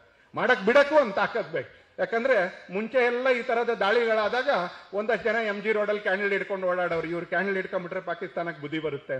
ಅಮನ್ ಕಿ ಆಶಾ ಅಂತ ಒಂದು ಬ್ರಿಗೇಡ್. ಪಾಕಿಸ್ತಾನ ನಮ್ಮ ಸೈನಿಕರನ್ನು ಕೊಲ್ತಾ ಇದ್ರೆ, ನಮ್ಮ ಯಾತ್ರಿಗಳನ್ನ ಕೊಲ್ತಾ ಇದ್ರೆ, ಡೆಲ್ಲಿಯ ಇಂಡಿಯಾ ಗೇಟ್ ನಲ್ಲಿ ಇನ್ನೊಂದಷ್ಟು ಜನ ಪ್ರಭೃತಿಗಳು ನಮ್ಮ ದೇಶದಲ್ಲಿ ಇದ್ದಾರೆ, ಅವ್ರು ಕ್ಯಾಂಡಲ್ ಲೈಟ್ ಇಟ್ಕೊಂಡು ಯಾತ್ರೆ ಮಾಡೋರು. ನಾವು ಇಲ್ಲಿ ಕ್ಯಾಂಡಲ್ ಲೈಟ್ ಇಟ್ಕೊಂಡ್ರೆ ಸೈನಿಕರ ಪ್ರಾಣ ಉಳಿಯುತ್ತೆ ಅಂತ. ಆದ್ರೆ ಈ ಸಲ ಆ ತರ ಕ್ಯಾಂಡಲ್ ಲೈಟ್ ಮಾಡಕ್ಕೆ ಯಾರಿಗೂ ಅವಕಾಶನೇ ಇರಲಿಲ್ಲ. ಅದಕ್ಕಿಂತ ಮುಂಚೆನೆ ಭಾರತದ ಸೈನ್ಯ ಆಕ್ರಮಣ ಮಾಡಿ 4 ದಿನದ ಒಳಗಡೆ ಪಾಕಿಸ್ತಾನ ದೇಹಿ ಅಂತಕ್ಕಂಥ ಪರಿಸ್ಥಿತಿಗೆ ಬಂತು. ಯಾವಾಗ ಅವರು DGMO ನಮಗೆ ಫೋನ್ ಮಾಡ್ತಾರೆ, ಆಗ ಭಾರತ ಒಪ್ಕೊಳ್ಳುತ್ತೆ, ನಾವು ಅನ್ಕೊಂಡಿದ್ದಂಥ ಗುರಿಗಳನ್ನ ನಾವು ಸಾಧಿಸಿದೀವಿ ಅಂತ. ನಾವು ಅನ್ಕೊಂಡಿರ್ತಕ್ಕಂಥ ಗುರಿಗಳನ್ನ ನಾವು ಸಾಧಿಸ್ತಿದ್ದೀವಿ. ಇದೆಲ್ಲ ಮಾಡ್ತಾ ಇರ್ಬೇಕಾದ್ರೆ ನಮ್ಮ ಹತ್ರ 2-3 ಸಂಗತಿಗಳು ನಮ್ಮ ಹತ್ರ ನೆನಪಿರ್ಬೇಕು. ಕಾರ್ಗಿಲ್ನಲ್ಲೂ ಮತ್ತು ಆಪರೇಷನ್ ಸಿಂಧೂರ್ನಲ್ಲೂ ಬದಲಾಗದೇ ಇರತಕ್ಕಂಥ 3 ವಿಷಯಗಳು ಏನು ಅನ್ನೋದು ನೀವು ನೆನಪಿಟ್ಕೊಳ್ಬೇಕು. ಮೊದಲನೇದ್ರ ಬಗ್ಗೆ ನಾನು ಸಾಕಷ್ಟು ಹೇಳಿದ್ದೀನಿ ಒಂದ್ಸಲ. ಆ ಕಾರ್ಗಿಲ್ನಂತ ಆಪರೇಷನ್ ವಿಜಯ್ ಮತ್ತು ಆಪರೇಷನ್ ಸಿಂಧೂರ್, ಆಪರೇಷನ್ ವಿಜಯ್ ಮತ್ತು ಆಪರೇಷನ್ ಸಿಂಧೂರ್ನ ಮಧ್ಯದಲ್ಲಿ ಬದಲಾಗದೇ ಇರತಕ್ಕಂಥ ಮೊದಲನೇದು ಯಾವುದು ಅಂತ ಕೇಳಿದ್ರೆ, ನಮ್ಮ ಸೈನಿಕರ ಕೆಚ್ಚೆದೆ, ನಮ್ಮ ಸೈನಿಕರ ಸಾಮರ್ಥ್ಯ ಮತ್ತು ನಮ್ಮ ಸೈನಿಕರ ಸೇಡು ವಾಪಸ್ ತೀರಿಸ್ಕೊಳ್ಬೇಕು ಅಂತಕ್ಕಂಥ ಅದಮ್ಯವಾಗಿರ್ತಕ್ಕಂಥ ಹಂಬಲ ಎಳ್ಳಷ್ಟು ಅದರಲ್ಲೇನೋ ಬದಲಾವಣೆ ಆಗಿರ್ಬೇಕು. ಯಾಕಂದ್ರೆ ಈ ದೇಶ ಹೆಸರು ನಾನು ಮರ್ತಿದ್ದೆ, ನಾನು ಆಮೇಲೆ ವೇಣು ಅವ್ರ ಹತ್ರ ಹೆಸರು ನೆನಪು ಮಾಡ್ಕೊಂಡೆ. ಹನುಮಂತಪ್ಪ ಕೊಪ್ಪದ್ ಅಂತ ನೀವೆಲ್ಲರೂ ಕೇಳಿರ್ಬೋದು ಅನ್ಸತ್ತೆ. ಗದಗ್ನ ಸೈನಿಕ ಸಿಯಾಚಿನ್ ಗ್ಲೇಸಿಯರ್ನಲ್ಲಿ ಹಿಮಪಾತ ಆದಾಗ ಆ ಹಿಮದೊಳಗೆ ಸಿಕ್ಕಾಕೊಳ್ತಾ ಇಡೀ ದೇಶ ಆತನಿಗೋಸ್ಕರ ಪ್ರಾರ್ಥಿಸುತ್ತೆ. ಹನುಮಂತಪ್ಪ ಕೊಪ್ಪದ್ ಬಚಾವಾಗಿ ಮೇಲ್ ಬರಬೇಕು. ಆತ ಇದು ಪ್ರಾಣ ಕೂಡ ಉಳ್ಕೊಂಡಿರುತ್ತೆ, ಉಸಿರಾಗಿರುತ್ತೆ. ಒಂದು ಸಣ್ಣ ರಂಧ್ರದ ಮುಖಾಂತರ ಸೆನ್ಸರ್ಗಳನ್ನ ಇಳಿಸಿ ಅವ್ನು ಬದುಕಿದಾನೋ ಇಲ್ವೋ ಅಂತ ನೋಡ್ತಾರೆ. ಆದ್ರೆ ಮನುಷ್ಯನನ್ನು ಎತ್ತಬೇಕು, ಅದಕ್ಕೇನು ತೋಡ್ಬೇಕು, ಅದು ನಾವು ಬೋರ್ವೆಲ್ ತೋಡ್ದಾಗೆ ಅಲ್ಲ. ನಿಮಗೆ ಗೊತ್ತಿದೆ, ಒಂದ್ಸಲಿ ಹಿಮ ತೋಡಬೇಕು, ಅದನ್ನು ತೋಡ್ತಾ ಆಲ್ಟರ್ನೇಟಿವ್ ದಾರಿ ಮಾಡ್ಕೊಂಡು ಅವನನ್ನು ತಲುಪೋ ಅಷ್ಟೊತ್ತಿಗೆ ಅವನು ಜೀವಂತವಾಗಿ ಅಲ್ಲಿ ಸಮಾಧಿ ಆಗಿರ್ತಾನೆ. ಆತನ ಪ್ರಾಣ ಉಳ್ಕೊಂಡಿರೋದಿಲ್ಲ, ಕಡೆ ಉಸಿರು ಎಳೆದಿರ್ತಾನೆ. ಹನುಮಂತಪ್ಪ ಕೊಪ್ಪದು 9 ದಿನ, ನನ್ನ ಲೆಕ್ಕಾಚಾರದ ಪ್ರಕಾರ, ನನ್ನ ಲೆಕ್ಕಾಚಾರ ತಪ್ಪಾದ್ರೆ ದಯವಿಟ್ಟು ಕ್ಷಮಿಸಿ ಒಂದ್ಸಲ, 9 ದಿನ ಆ ತರದ ಹಿಮದ ಒಳಗಡೆ ತನ್ನ ಪ್ರಾಣವನ್ನು ಕಾಪಾಡಿಕೊಂಡಿರ್ತಾನೆ. ಆತಂದೇ ಛಲ ಅಂತದ್ದು ಅಂತ ಕೇಳಿದ್ರೆ, ಆತನ ಪತ್ನಿ ಮಹಾದೇವಿ, ಇಬ್ರು ಪುಟ್ಟ ಮಕ್ಕಳು. ಹನುಮಂತಪ್ಪ ಕೊತ್ತಪ್ಪ ತೀರ್ಕೊಂಡ್ರು ಅಂತ ಗೊತ್ತಾದಾಗ ಇನ್ನು ಆತನ ಶವ ಕೂಡ ವಾಪಸ್ ಬಂದಿರಲ್ಲ. ಯಾವುದೋ ಪತ್ರಿಕೆಯವರು ಪ್ರತಿಕ್ರಿಯೆ ತೋರ್ಸಕ್ಕೆ ಅಂತ ಹೊರಟಾಗ, ಇನ್ನು ನನ್ನ ಜೀವನದಲ್ಲಿ ಒಂದೇ ಒಂದು ಸಂಕಲ್ಪ ನೆನ್ಪಿಟ್ಕೊಂಡು ಕೇಳಿ ಅನ್ಸತ್ತೆ, ಮಹಾದೇವಿ ಆತನ ಪತ್ನಿ ಹೇಳಿರ್ತಕ್ಕಂಥ, ಪತಿಯ ಶವ ಇನ್ನೂ ಬಂದಿರೋದಿಲ್ಲ. ಆಕೆ ಹೇಳ್ತಾಳೆ, ಇನ್ನು ನನ್ನ ಜೀವನದಲ್ಲಿ ಒಂದೇ ಒಂದು ಸಂಕಲ್ಪ, ನನ್ನ ಇಬ್ಬರು ಮಕ್ಕಳನ್ನ ಸೈನ್ಯಕ್ಕೆ ಸೇರಿಸೋವರೆಗೂ ನಾನು ವಿಶ್ರಾಂತಿ ತಗೊಳ್ಳೋದಿಲ್ಲ ಅಂತ ಹೇಳಿ. ಮಹಾದೇವಿ ಏನೋ ಬಹಳ ಭಾಷಣ ಕೇಳಿದ್ದಾರೆ ಅಥವಾ ಬಹಳ ಜೀವನ ನೋಡಿದ್ದಾರೆ ಅನ್ನುವಂಥ ಹೆಣ್ಮಗಳಲ್ಲ, ಒಂದು ಹಳ್ಳಿಗಾಡಿನಲ್ಲಿ ಇರ್ತಕ್ಕಂಥ ಕುಗ್ರಾಮದಲ್ಲಿ ಇರ್ತಕ್ಕಂಥ ಒಬ್ಬ ಹೆಣ್ಮಗಳು. ಆದ್ರೆ ಆಕೆ ಹೇಳ್ತಾಳೆ, ನನ್ನ ಗಂಡ ಯಾವುದಕ್ಕೋಸ್ಕರ ಪ್ರಾಣ ಕೊಟ್ಟನ, ಆ ಸೈನ್ಯಕ್ಕೆ ನನ್ನಿಬ್ರು ಮಕ್ಕಳನ್ನ ಸೇರಿಸೋವರೆಗೆ ನಾನು ವಿಶ್ರಾಂತಿ ತಗೊಳ್ಳೋದಿಲ್ಲ ಅಂತ ಮಹಾದೇವಿ ಹೇಳ್ತಾಳೆ. ಈ ಛಲ ಏನಿದೆ ನಮ್ಮ ದೇಶದ್ದು, ಅದು ಇವತ್ತಿನವರೆಗೂ ಬದಲಾಗಿಲ್ಲ. ಇದು ನಂಬರ್ 1. ನಂಬರ್ 2ನೇದು ಬದಲಾಗದೆ ಇರೋದೇನು ಅಂತ ಕೇಳಿದ್ರೆ, ಎಂದಿಗೂ ಸುಧಾರಿಸ್ಲಿಕ್ಕೆ ಸಾಧ್ಯ ಇರತಕ್ಕಂಥ, ಜನ್ಮದಿಂದ ಪ್ರಾಬ್ಲಮೆಟಿಕ್ ಆಗಿರ್ತಕ್ಕಂಥ ಪಾಕಿಸ್ತಾನ. ಅದು ಹುಟ್ಟಿನಿಂದ ಸಮಸ್ಯಾತ್ಮಕ. ಹುಟ್ಟುಗುಣ ಸತ್ರು ಹೋಗೋದಿಲ್ಲ ಅಂತ ಕನ್ನಡದ ಏನ್ ಗಾದೆ ಹೇಳ್ತಾರೆ, ಹಾಗೆ ಹುಟ್ಟಿದ್ದೇ ಮೋಸದಲ್ಲಿ, ಹುಟ್ಟಿದ್ದೇ ಕುಯುಕ್ತಿಯಿಂದ, ಹುಟ್ಟಿದ್ದೇ ಈ ದೇಶದಲ್ಲಿ ನರಸಂಹಾರ ಮಾಡೋದ್ರ ಮುಖಾಂತರ ಬೆಳೀತಾ ಇರೋದು ಕೂಡ ಹಾಗೆ. ಒಂದ್ ಸರ್ಕಾರ ಅಂತ ಇಲ್ವೇ ಇಲ್ಲ. ನಮ್ಮ ದೇಶದಲ್ಲಿ ಒಬ್ರು ರಾಷ್ಟ್ರಪತಿ, ಅವ್ರು ಹೇಳಿದ್ರೆ ದೇಶ ಕೇಳುತ್ತೆ. ನಮ್ಮ ದೇಶದಲ್ಲಿ ಒಬ್ರು ಪ್ರಧಾನಮಂತ್ರಿ, ಅವ್ರು ಹೇಳಿದ್ರೆ ದೇಶ ಕೇಳುತ್ತೆ. ಆ ಪ್ರಧಾನಮಂತ್ರಿಗಳ ಸಭೆ ಕರೆದ್ರೆ, ರಕ್ಷಣಾ ಸಚಿವರ ಸಭೆ ಕರೆದ್ರೆ ಸೈನ್ಯ ಕೂಡ ಬರುತ್ತೆ, ಕೂತ್ಕೊಳ್ತಾರೆ, ಒಟ್ಟಿಗೆ ಚರ್ಚೆ ಮಾಡ್ತಾರೆ, ನಿರ್ಣಯ ಮಾಡ್ತಾರೆ, ಏನ್ ಮಾಡ್ಬೇಕು ಅನ್ನೋದನ್ನ ಮಾಡ್ತಾರೆ. ಪಾಕಿಸ್ತಾನದಲ್ಲಿ ಒಂದ್ ಸರ್ಕಾರ, ಆ ದೇಶದ ಸೈನ್ಯ ಸರ್ಕಾರ ಹೇಳಿದ್ದೇನೂ ಕೇಳೋದೇ ಇಲ್ಲ. ಆ ದೇಶದ ಸೈನ್ಯ ISI ಗೂಢಚಾರ ಇಲಾಖೆ ಸೈನ್ಯ ಹೇಳಿದ್ದನ್ನೂ ಕೇಳಲ್ಲ ಅವರು. ಪಾಕಿಸ್ತಾನನೇ ಒಂದು ವಿಚಿತ್ರವಾಗಿರತಕ್ಕಂಥ ವ್ಯವಸ್ಥೆ, ಒಂದು ರೋಗ್ ಕಂಟ್ರಿ. ಅಂದ್ರೆ ಪಾಕಿಸ್ತಾನದ ಸೈನ್ಯ ಅದು ಅತ್ಯಂತ ರೋಗ ಆರ್ಮಿ, ಅದು ಅತ್ಯಂತ ರೋಗ ಆರ್ಮಿ. ಇನ್ನು ISI ಅತ್ಯಂತ ರೋಗ ಆಗಿರ್ತಕ್ಕಂಥ ಗೂಢಚಾರ ವ್ಯವಸ್ಥೆ. ಇದ್ರಲ್ಲಿ ಯಾರು ಏನ್ ಮಾಡ್ತಾ ಇರ್ತಾರೆ, ಎಲ್ಲರೂ ಬಿಸಿನೆಸ್ ಮಾಡ್ತಾರೆ. ಅದೊಂದು ಕಾಮನ್ ಇವ್ರ ಮಧ್ಯದಲ್ಲಿ.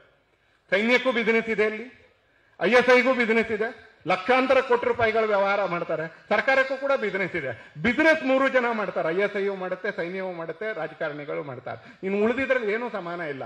ಎಲ್ಲರೂ ಅಮೆರಿಕಕ್ಕೆ ಹೋಗ್ತಾರೆ, ತಾವೇ ಸ್ವತಂತ್ರವಾಗಿ ಮಾತಾಡ್ತಾರೆ ದೇಶದ ಬಗ್ಗೆ. ಎಲ್ಲರೂ ನ್ಯಾಯಾಲಯಕ್ಕೆ ಹೆದರಿಸ್ತಾರೆ, ತಮಗೆ ಬೇಕಾಗಿರೋ ತೀರ್ಪು ತಗೋತಾರೆ.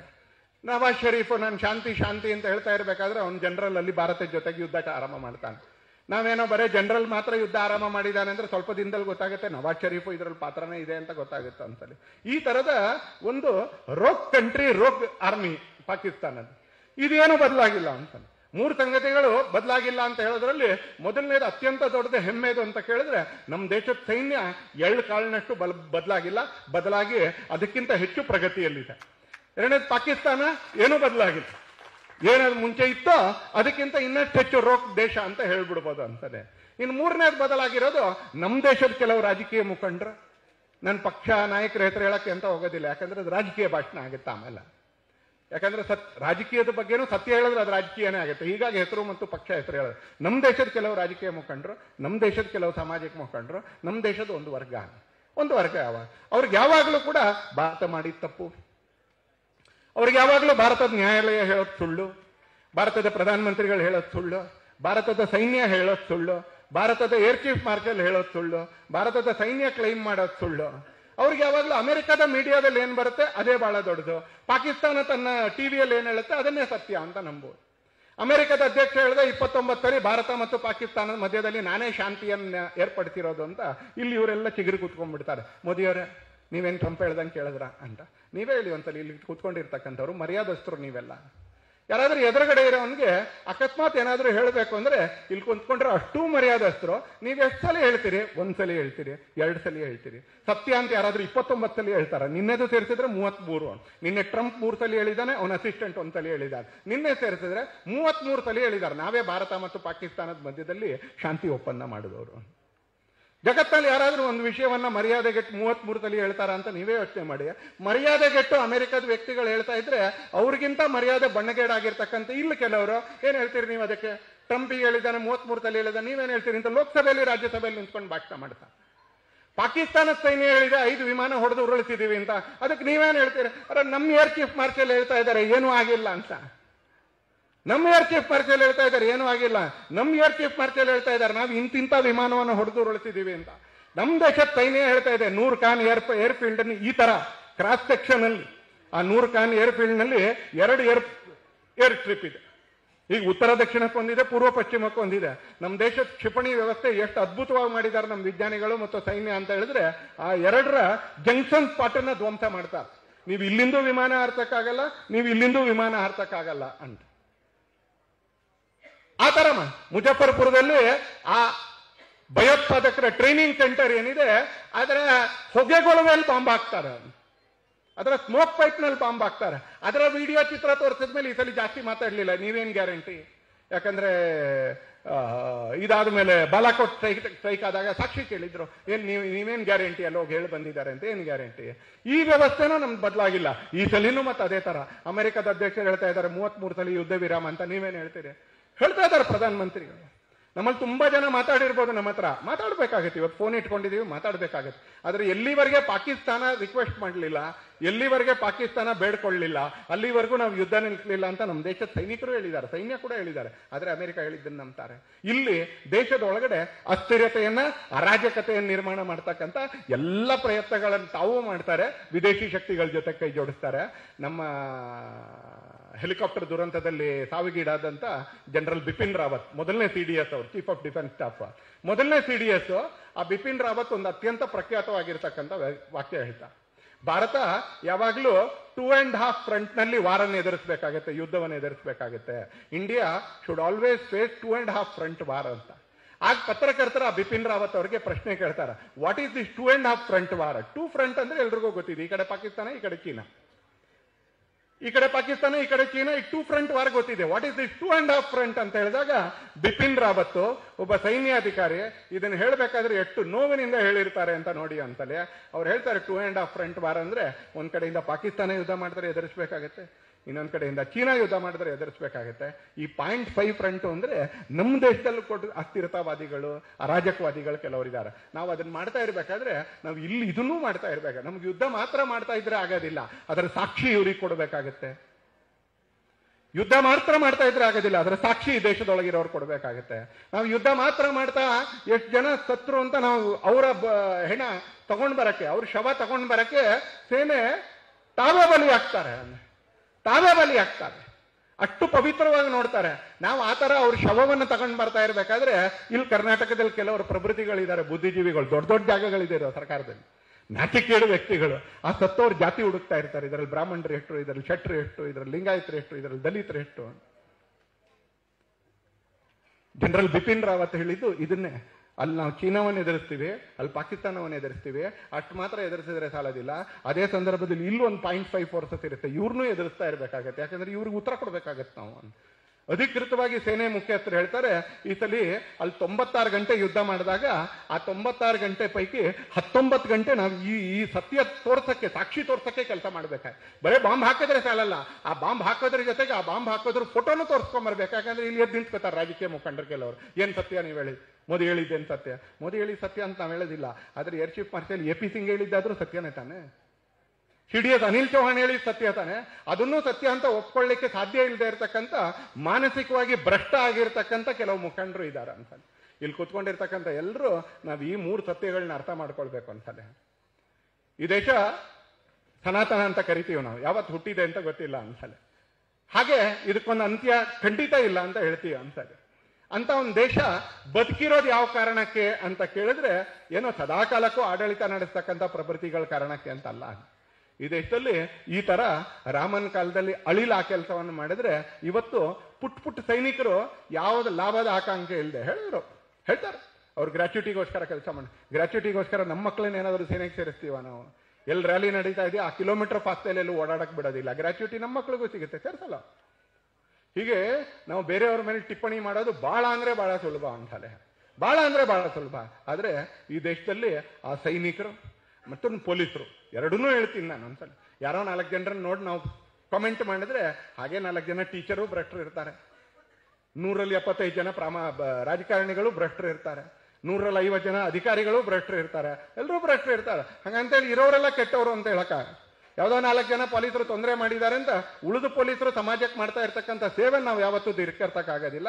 100ಕ್ಕೆ 100ರಷ್ಟು ಸೈನಿಕರು ಮಾಡ್ತಾ ಇರ್ತಕ್ಕಂಥ ಸೇವೆನೂ ಕೂಡ ನಾವು ಧಿಕ್ಕರಿಸಕ್ಕಾಗೋದಿಲ್ಲ. ಇವತ್ತು ಶತಮಾನಗಳ ಕಾಲದಿಂದ, ಸಹಸ್ರಮಾನಗಳ ಕಾಲದಿಂದ ಈ ದೇಶ ಯಾಕೆ ಬದುಕೊಂಡು ಬಂದಿದೆ ಅಂತ ಕೇಳಿದ್ರೆ, ಆ ಥರದ ವ್ಯವಸ್ಥೆಗಳ ಕಾರಣಕ್ಕೆ, ಆ ಥರದ ಶಕ್ತಿಗಳ ಕಾರಣಕ್ಕೆ ಉಳ್ಕೊಂಡ್ಬಂದಿದೆ ಅನ್ಸಲ್ಲ. ಕಾರ್ಗಿಲ್ನಲ್ಲೂ ಅದೇ ಕಾರಣಕ್ಕೆ ಭಾರತ ವಿಜಯಶಾಲಿ ಆಗಿದ್ದು, ಆಪರೇಷನ್ ಸಿಂಧೂರ್ನಲ್ಲೂ ಭಾರತ ಅದೇ ಕಾರಣಕ್ಕೆ ವಿಜಯಶಾಲಿ ಆಗಿರೋದು.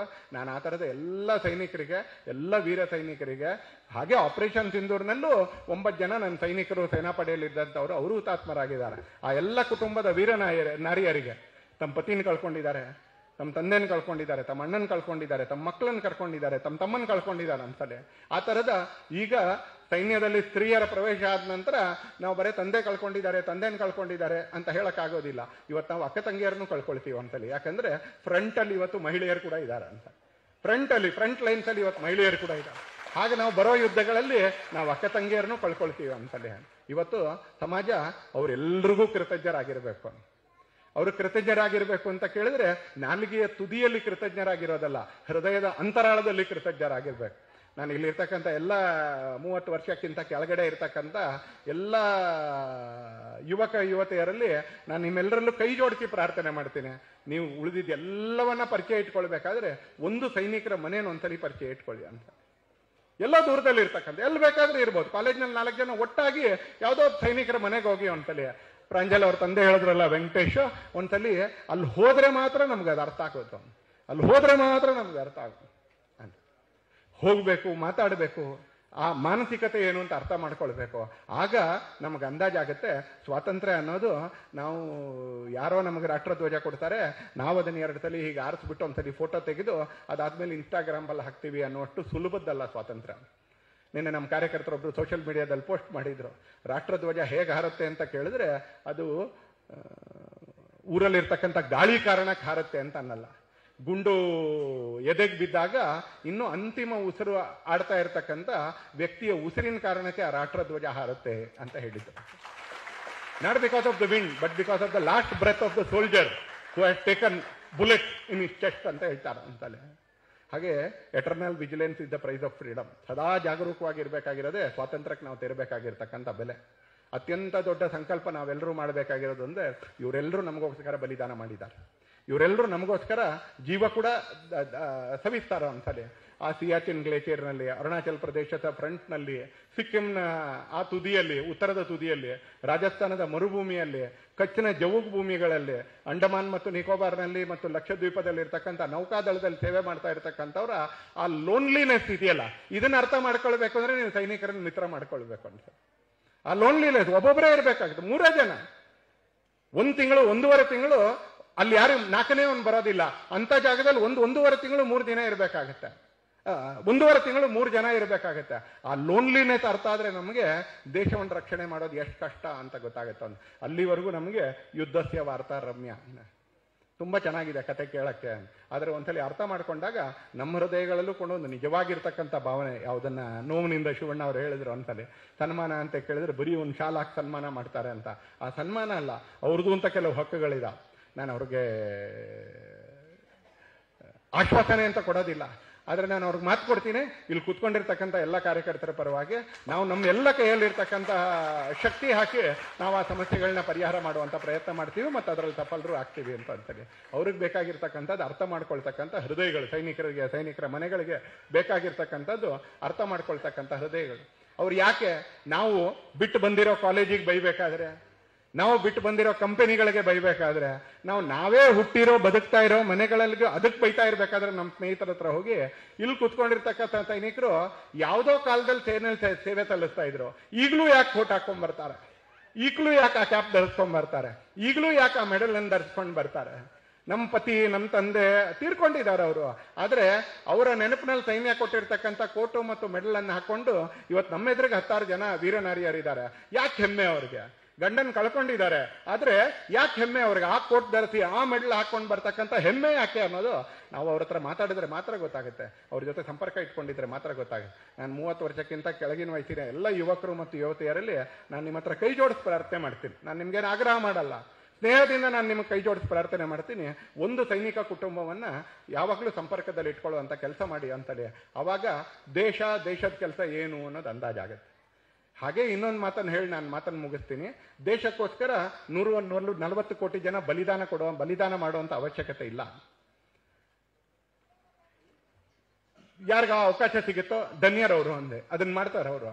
ಆದ್ರೆ 140 ಕೋಟಿ ಜನರಿಗೆ ಒಂದು ಕೆಲಸ ಇದೆ. ಅದೇನು ಅಂತ ಕೇಳಿದ್ರೆ ದೇಶಕ್ಕಾಗಿ ಬದುಕಬೇಕಾಗಿರ್ತಕ್ಕಂಥ ಕೆಲಸ ಇದೆ ಅಂತಾರೆ. ನಮ್ಮ ದೈನಂದಿನ ಜೀವನದಲ್ಲಿ ನಮ್ಮ ಬದುಕಿನಲ್ಲಿ ದೇಶಕ್ಕೆ ಉಪಯೋಗಿ ಆಗುವಂತ ರೀತಿಯಲ್ಲಿ ಒಂದ್ಸಲಿ ಯೋಚನೆ ಮಾಡಿ. ಈ ಆತ್ಮಗಳಿಗೇನಾದ್ರೂ ಮಾತಿದ್ದಿದ್ರೆ ಯಾರು ಬಲಿದಾನ ಆಗಿದ್ದಾರೆ ಆ ಆತ್ಮಗಳು ನಮ್ಮ ದೇಶದ ಇವತ್ತಿನ ಕೆಲವು ಪರಿಸ್ಥಿತಿಗಳನ್ನ ನೋಡಿ ಅವ್ರು ಏನ್ ಅನ್ಕೋತಾ ಇರ್ಬೋದು ಅಂತ ಯೋಚನೆ ಮಾಡಿ. ಒಂದ್ಸಲಿ ಅವ್ರ ಬಲಿದಾನಕ್ಕೆ ಯೋಗ್ಯವಾಗಿರ್ತಕ್ಕಂಥ ರೀತಿಯಲ್ಲಿ ಒಂದು ಸಾಮಾಜಿಕ ಬದುಕನ್ನ, ವ್ಯಕ್ತಿಗತ ಬದುಕನ್ನ, ರಾಷ್ಟ್ರೀಯ ಬದುಕನ್ನ, A national life, A social life and A personal life, ಅವ್ರ ಬಲಿದಾನಕ್ಕೆ ಯೋಗ್ಯವಾಗಿರ್ತಕ್ಕಂಥ ಪರ್ಸನಲ್ ಲೈಫು, ಅವ್ರ ಬಲಿದಾನಕ್ಕೆ ಯೋಗ್ಯವಾಗಿರ್ತಕ್ಕಂಥ ಸೋಷಿಯಲ್ ಲೈಫು, ಅವ್ರ ಬಲಿದಾನಕ್ಕೆ ಯೋಗ್ಯವಾಗಿರ್ತಕ್ಕಂಥ ನ್ಯಾಷನಲ್ ಲೈಫು, ಇದನ್ನ ಕಟ್ಕೊಳ್ತಕ್ಕಂಥ ಒಂದು ಬಹುದೊಡ್ಡ ಕರ್ತವ್ಯ ನಮ್ಮೆಲ್ಲರೂ ಇದೆ. ಸ್ವಾತಂತ್ರ್ಯದ 79ರ ಸಂಭ್ರಮದಲ್ಲಿ, ಆಪರೇಷನ್ ಸಿಂಧೂರದ ಹಿನ್ನೆಲೆಯಲ್ಲಿ, ಕಾರ್ಗಿಲ್ನ ಆಪರೇಷನ್ ವಿಜಯದ ಸ್ಮರಣೆಯ ಸಂದರ್ಭದಲ್ಲಿ ನಾವೆಲ್ಲರೂ ಕೂಡ ಈ ದೇಶದ ಸೈನಿಕರ ಬಲಿದಾನಕ್ಕೆ ಯೋಗ್ಯವಾಗಿರ್ತಕ್ಕಂಥ ಬದುಕನ್ನ ನಾವೆಲ್ಲರೂ ಬದುಕೋಣ ಅಂತ ಮಾತ್ರ ಹೇಳ್ತಾ, ಅವರ ಬಲಿದಾನವನ್ನ ಮತ್ತೊಂದ್ಸಲಿ ಸ್ಮರಣೆ ಮಾಡ್ಕೊಳ್ತಾ, ಶ್ರದ್ಧಾಂಜಲಿಯನ್ನು ಸಮರ್ಪಣೆ ಮಾಡ್ತಾ, ನಮ್ಮ ವೇದಿಕೆಯಲ್ಲಿ ಇರ್ತಕ್ಕಂಥ ಮೊಹಮ್ಮದ್ ಶರೀಫ್ ಸಾಹೇಬ್ರಿಗೂ ಹಾಗೆ ಪ್ರಾಂಜಲ್ ಅವರ ಪೂಜ್ಯ ತಂದೆಯವರಾಗಿರ್ತಕ್ಕಂಥ ಸನ್ಮಾನ್ಯ ಎಂ.ವಿ. ವೆಂಕಟೇಶ್ ಅವರಿಗೂ ಮತ್ತೊಮ್ಮೆ ನಿಮ್ಮೆಲ್ಲರ ಪರವಾಗಿ ಕೃತಜ್ಞತೆಗಳನ್ನ ಅರ್ಪಿಸ್ತಾ, ಧನ್ಯವಾದಗಳನ್ನ ಸಮರ್ಪಿಸ್ತಾ ನನ್ನ ಮಾತನ್ನು ಮುಕ್ತಾಯ ಮಾಡ್ತೀನಿ. ಭಾರತ್ ಮಾತಾ ಕಿ, ಭಾರತ್ ಮಾತಾ ಕಿ, ವಂದೇ ವಂದೇ, ಜೈ ಜವಾನ್. ಸೈನಿಕರು ದಯವಿಟ್ಟು ಕುತ್ಕೊಂಡ್ಬಿಡಿ, ನೀವು ಎದ್ನಿಲ್ಲ ಅದು ಬೇಡ, ನಿಮ್ಮ ಪರವಾಗಿ ನಾವು ಎದ್ದು ನಿಂತ್ಕೊತೀವಿ ಅಂತ. ಜೈ ಜವಾನ್, ಜೈ ಜವಾನ್. ಸೈನಿಕರಲ್ಲದೆ ಇರೋರು, ವೀರನಾರಿಯರಲ್ಲದೆ ಇರ್ತಕ್ಕಂಥ ಎಲ್ಲ ಅಕ್ಕ ತಂಗಿಯರು, ಅಣ್ಣ ತಮ್ಮಂದರು, ಹಿರಿಯರು, ಮಾತೆಯರು ದಯಮಾಡಿ ಎದ್ದು ನಿಂತ್ಕೊಳ್ಳಿ ಅಂತೇಳಿ, ಅವ್ರಿಗೋಸ್ಕರ ಗೌರವದ ಕಾರಣಕ್ಕೆ ಎದ್ದು ನಿಂತ್ಕೊಳ್ಳೋಣ ಅಂತಲೇ ನಮ್ಮ ಹೃದಯದ ಅಂತರಾಳದಿಂದ ಕರತಾಡನವನ್ನ ಮಾಡ್ತಾ ಅಂತಲೇ ಅವ್ರಿಗೆ ನಮ್ಮ ಹೃದಯದ ಶ್ರದ್ಧಾಂಜಲಿಯನ್ನ ದಯವಿಟ್ಟು ಸಲ್ಲಿಸೋಣ ಅಂತಲೇ. ಭಾರತ್ ಮಾತಾ ಕಿ, ಭಾರತ್ ಮಾತಾ ಕಿ. ಒಂದ್ಸಲಿ ಕರತಾಡನದ ಮುಖಾಂತರ ಅವರೆಲ್ಲರಿಗೂ ನಿಮ್ ಕೃತಜ್ಞ